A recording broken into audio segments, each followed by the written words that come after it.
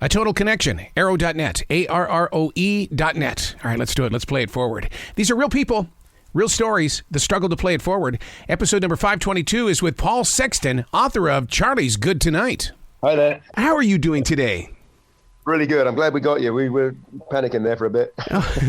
Hey, I got to tell you, they always say that a photograph is worth 1,000 words. But I'll tell you what, when you step into Charlie's Good Tonight, your words are a rock opera in my heart. I mean, I can hear the music. I can see pictures. It's you just have designed something here that is beyond us in this generation.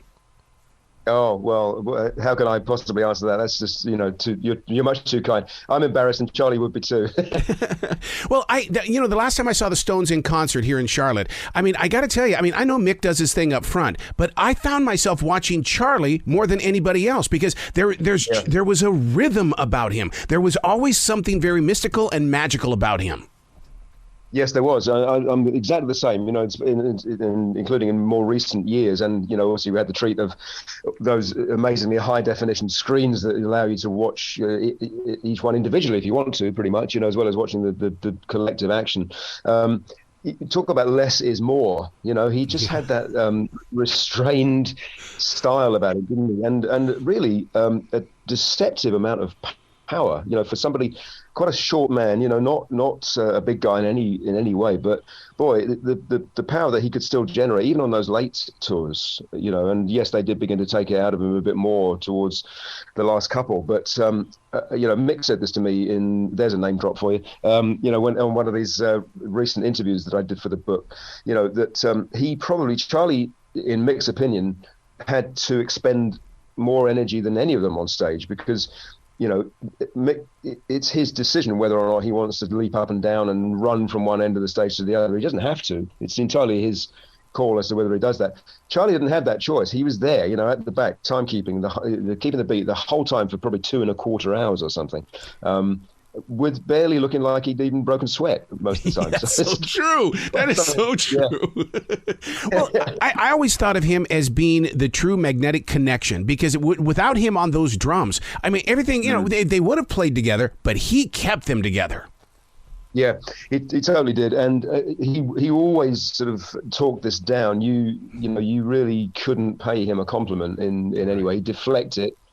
He would deny it sometimes, and he often said to me that he just, he regretted that he'd never had lessons. He was obviously self-taught, and he in his eyes lacked discipline in a certain way. But of course, that's the exact opposite of the way that the rest of us saw it. And that great intangible thing that he brought to the Stones because of his love of jazz and that early upbringing in that swing that he brought, which is so different to say the playing, not to decry it in any way, but make the comparison with John Bonham or Keith Moon. And they're obviously very different players, much as he admired them and was friends with those guys, but it's a very, very different feel to the way they played. Inside the book, Charlie's Good Tonight, you really put us in a place of Charlie's history that I didn't ever associate Charlie with World War II, but that really kind of shaped his heart as well, that experience. Mm. Yeah, that's right. They're all, it's like so many musicians that we're still looking up to and playing and revering now. They're all war babies, and Charlie didn't remember. He was born in 1941. He said that he didn't remember very much about the war, and his childhood, although it was quite poor, was very happy. But there was a tangible evidence of the war there because they grew up in what we call the prefabs, which were the houses that were supplied by the government for people who had suffered bomb damage in the war. So it's a very specific thing that happened to them. But small as these places were, they were lovely. He grew up in a very loving family environment. And was still there even when the Stones were beginning to play together. And there was some, the guys came around in the famous van driven by Stu, Ian Stewart, the road manager, to rehearse in this tiny little place. A place so small, by the way, that as one contributor told me, Charlie's father was a huge fan of snooker and bought a half-size table at one point, and the place was so small that to take a shot, you had to open the window.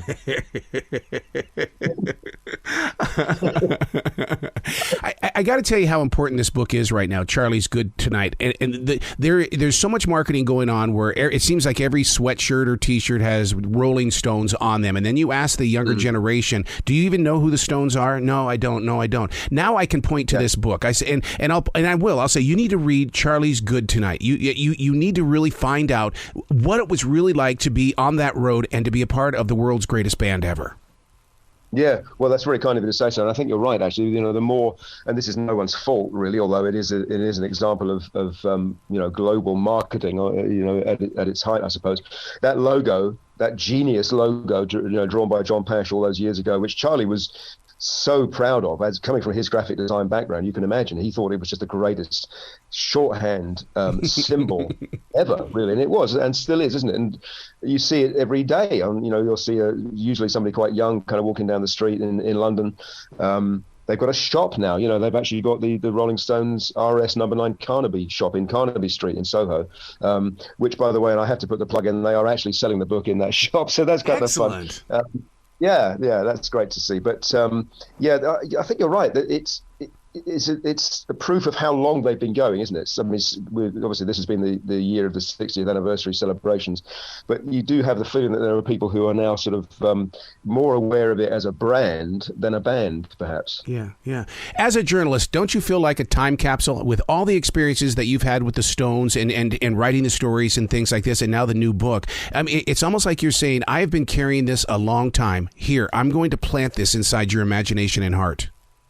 Yeah, I suppose that's true, actually. I hadn't thought about it quite in that way, but it is a long time, you know, and obviously I've been around as a journalist for a while, even before I first met any of the Stones. A good friend of mine, a fellow journalist, said the other day that something to the effect, this is the book I was born to write, or something, which sounds a bit high and mighty, but I suppose it has been there, you know, the elements of it have been sort of bubbling away for quite a long time, and I've always known how lucky I've been to have this sort of access to this band, you know, not on a friendship level, that's not how it works, you know, but just to be asked back each time, to have so many opportunities, you know, every time they put a record out or starting a tour or whatever, and just to hang out, you know, spend a bit of time in their company, and you just never want that to end, really. It's just it's so enjoyable to be in their orbit. You bring up a very interesting point about being a journalist, because you're right. You can't go into these conversations thinking you've got a friendship built up with these guys. What it is, it's a collaboration. I mean, you are really moving their story into an area where it might be new fans, it might be new listeners, and things like that. I think so, yes. And actually, it's interesting to see the reaction. I mean, there's been, you know, some really lovely reviews of the book, and you know, I certainly don't expect them all to be super positive. People are totally entitled to their own opinion. There's one or two people who I think are surprised at my level of enthusiasm for the later Stones records, because, you know, there are those who kind of, much as they may still admire them as a live spectacle, that haven't really taken them seriously as a recording act for quite a long time. I mean, that, you know, some people say that the last great album was Some Girls. Well, that's 40, you know, whatever it is. It's a very, you know, late 1970s. I happen to think that the records they've made in much later times are very good. You know, they're not Exile on Main Street, but you know, I would defend A Bigger Bang or any of the other albums to the hilt. So yeah, there is an element of that, like sort of passing it on, I suppose, just moving the story forward and trying not to just lock it in time. Yes, we know that they had that classic period, but, you know, and I agree with that, is that those albums in that 68 to 72 period are astounding, but the story doesn't begin and end in that time. You know, there's so much more to it, and I think that is something that happens as time goes by, and you have fewer and fewer eyewitnesses to rock history. It becomes a bit like received wisdom, doesn't it? You know, and just stuff that gets handed down, you know, and you see that in documentaries sometimes. It's just the same kind of set moments in a band's story. And there's more to it than that. And in Charlie's case, I think the idea really, my hope was to try and paint the picture of the man as well as the musician.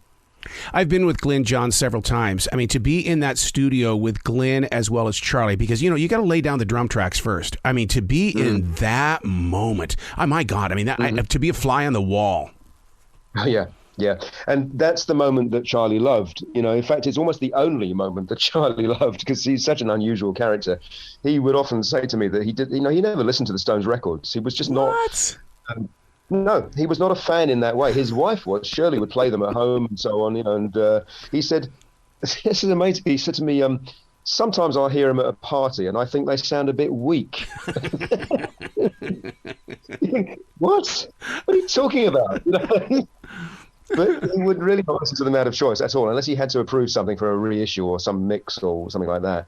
He would much rather be playing a Charlie Parker record. And of course, when he had a conversation with him about jazz, it's like talking to a different person because he's just like, it's so illuminated on that subject, What was it about Charlie thinking that the Stones would only last about a year? I mean, I giggled like a child when I read that in your book.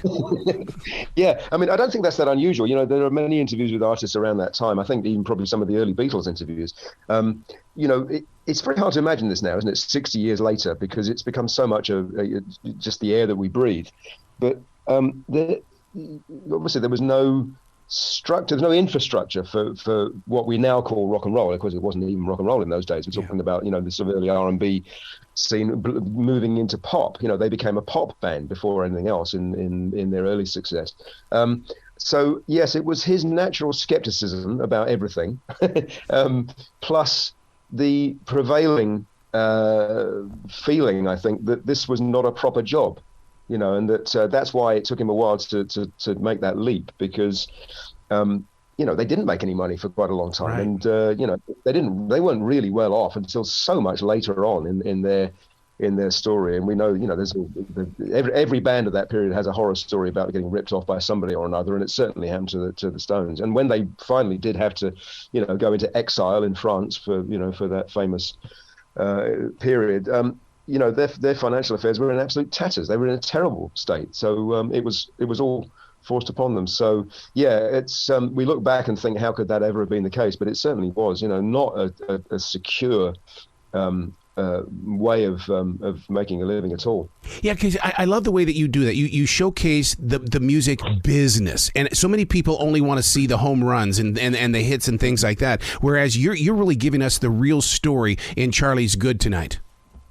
Yeah, I think it's important to do that, and I'm lucky in the sense that this is a band who, there is so much detail you can go into, and it's so well documented. It's that was fun, kind of adding new research to what I already knew, and Bill Wyman, I must say in particular, was invaluable with that, both in terms of our new conversation and previous ones we've had, but also in his role, his continuing role really as the band's archivist, you'd have to say. There's a book that Bill brought out some years ago called Rolling with the Stones, which it's a kind of a coffee table format, a big format, you might know it, and it's fantastic. It's a great read, but it's an amazing reference book as well. It's got every pretty much a photograph of every ticket they ever sold, and every poster, every tour schedule. It's quite a remarkable thing.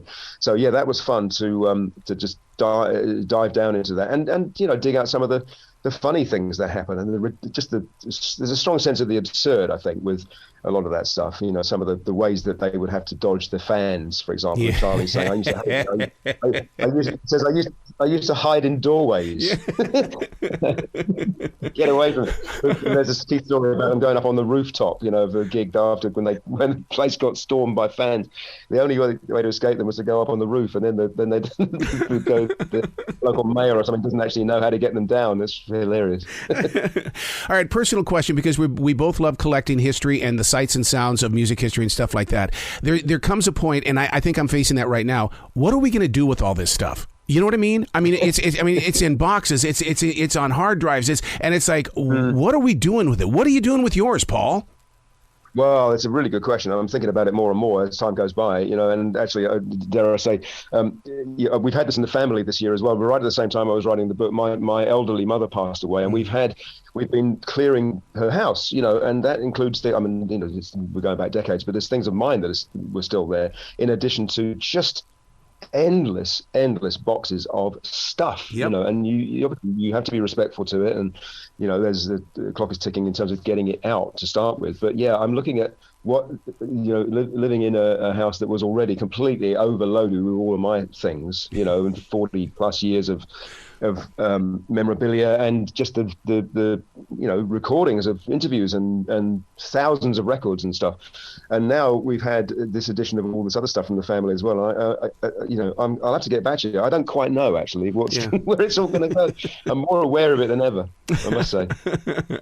Now, radio has been one of those things where, I mean, the old days of classic rock, the jocks on the air would share the story of the musicians and stuff like that. We don't get that little tease anymore, and that's why a book like Charlie's Good Tonight is so valuable to the music fan, because just the other day someone was telling me their kid just discovered the Rolling Stones, and it's like, you've got to be kidding me, but radio's not talking about it. That's why you are so important right now.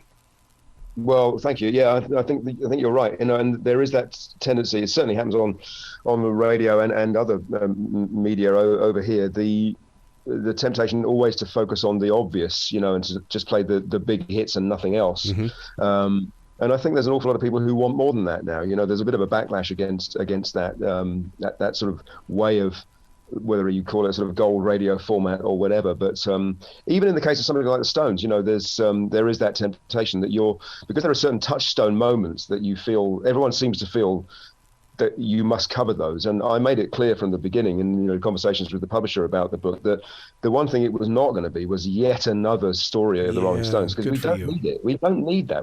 For all that, I agree with what you say about spreading the word and so on, but there are hundreds, if not thousands, of books like that. So the idea was, it's partly a Stones story as it relates to Charlie, but it certainly isn't just Charlie in the Stones. Yep. Was never the intention. I wanted it to be about his whole life, from the day he was born until the day he died. And that's the finding out some of that personal stuff was just a great pleasure. Sadly, we're part of that generation now. There are people that you bring up Michael Jordan's name, they go, who? And I think that you and I are going to have to sit down and talk with people and say, no, this is the way Charlie did it. This is how he played. And we are that generation now. Yes, I think we are. And there's a degree of sort of passing it on, isn't there, to people? And I'm so aware also in, being privileged to do what I do, that I've been able to, sounds a little bit strange to say, but catch people while they're still with us, and while before they go, kind of thing. Because that's not to say these stories will not get retold. They will, of course, in later years. But once the original, once the eyewitnesses aren't there anymore, I think there is definitely that danger of the story getting diluted or mistold in the future, and that you do see that happening sometimes. And once in a while, you think, no, actually, it's not like that. I was there. It's just it's a different thing. You got to come back to this show anytime in the future, Paul. The door is always going to be open for you, sir. Well, it's a great pleasure to talk to you, Aaron. Thank you so much. You be brilliant today, okay? Yeah, thank you. It's lovely to talk. Thank you for all your kind words.